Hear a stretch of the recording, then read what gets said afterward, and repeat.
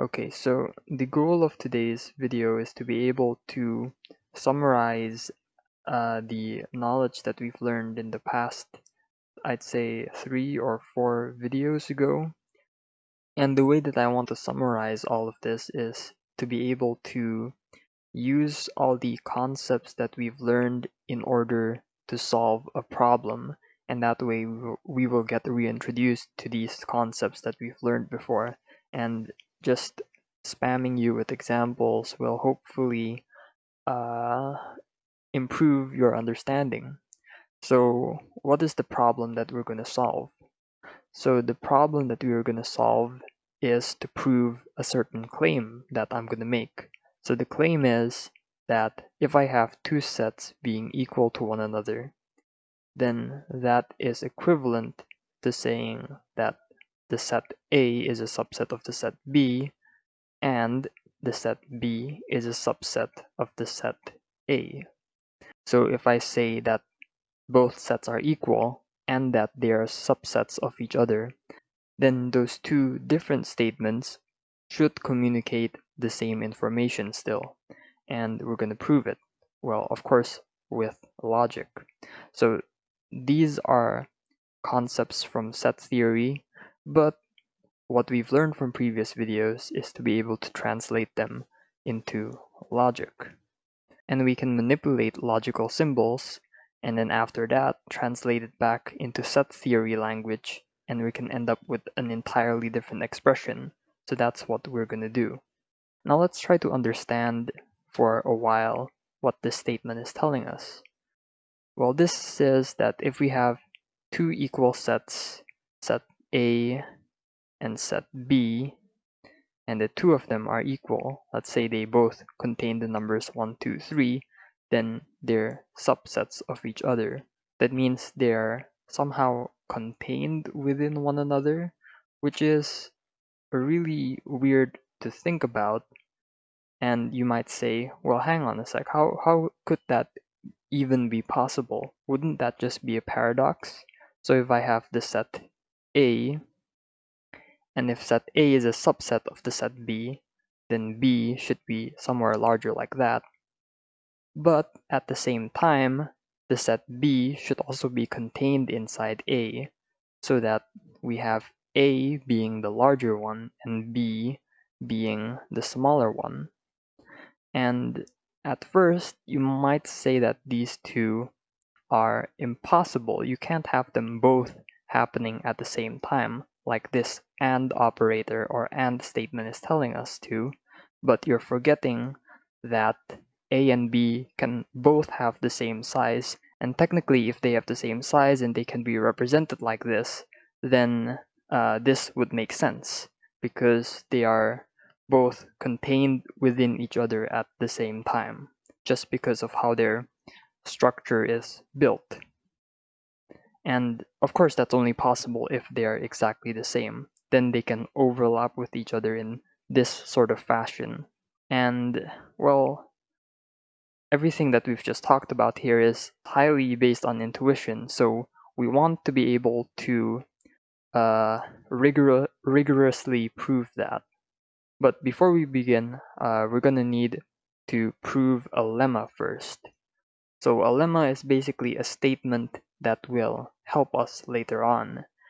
Well, the statement that we want to try to understand and prove in order to help formulate our proof of this theorem is the statement, or rather the equivalence for all x that satisfies a condition and another set of condition.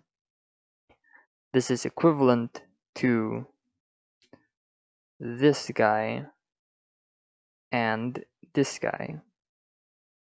And just because we're trying to be complete here, let's also consider the case of the different quantifier, the E quantifier.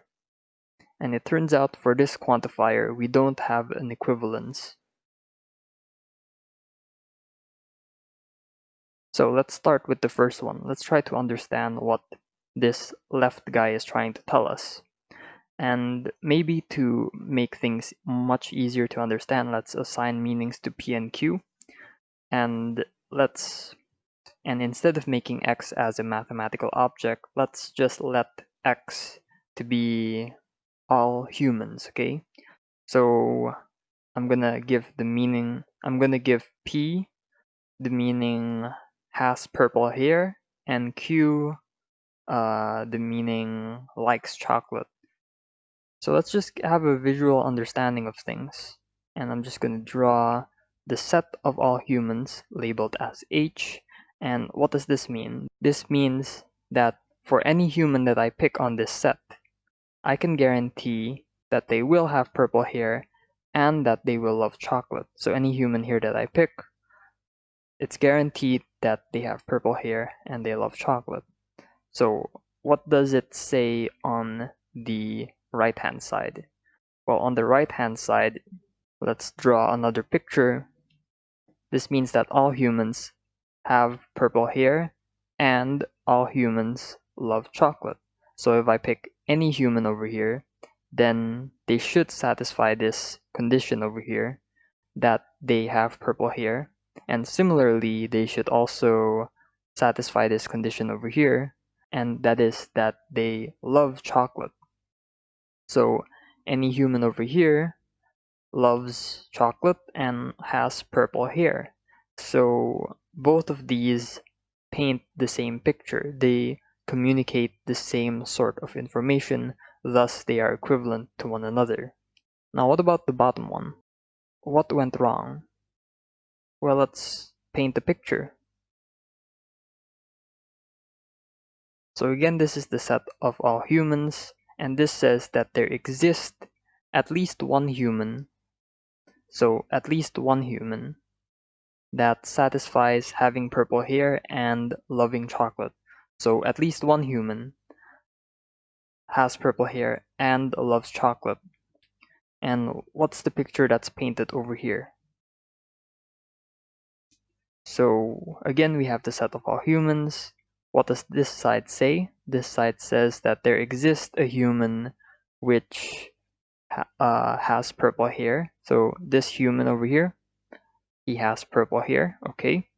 And let's continue. So, and there exists a human that loves chocolate. So there exists a human that loves chocolate. And here's the problem. These two guys could be separate people. And that's different from saying that one person satisfies both conditions. This one means that at least one person satisfies this condition and at least another person satisfies this other condition. So when you change the quantifier, it just turns into a whole different meaning and they no longer paint the same picture anymore. That's why we have this thing over here. They're not equivalent to one another. So as you will see, this statement, this lemma over here, is going to greatly help on our attempt at trying to prove this set theoretic statement. So I'm pretty sure we left off at the last video by translating this guy into logical symbols. So in that video, we showed that we can represent this as for all x values, if x is in A, then x is in B, but then we can do that the other way around as well. Now, this thing is basically just equal to saying x A arrow xb and xb arrow xa. And that's just because this is what this two-way arrow means. This means that we have this forward relationship and we also have this backward relationship here as well. Alright, so here's where our lemma comes into play. We have, essentially you can think of this as one statement altogether. So maybe you can assign a symbol P and give it the same meaning as whatever's at the bottom here. And you can assign a symbol Q and give it the same meaning as whatever's at the bottom here. And now you have something of this form right here. And that just means that we can use the formula over here to convert this guy into this guy. So let's just do that, shall we? So we can convert this into two separate statements. So when we apply the formula, it's gonna look something like this. Alright, so what's the next step? I'm pretty sure it was like last video as well, where we showed that this was equivalent to A being a subset of B, and this one over here, since it's just switched around, this should mean B is a subset of A. And we proved this last video.